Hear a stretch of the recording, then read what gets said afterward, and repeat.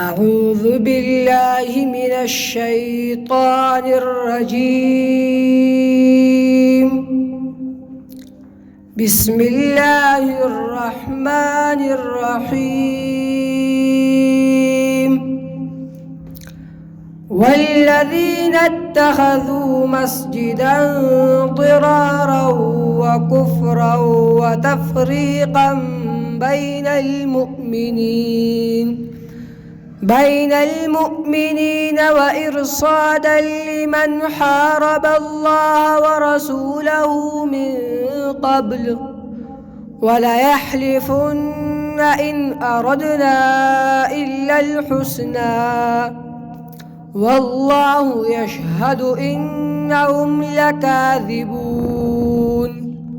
لا تقم فيه أبدا لمسجد أسس على التقوى من أول يوم أحق أن تقوم فيه رجال يحبون أن يتطهروا والله يحب المطهرين.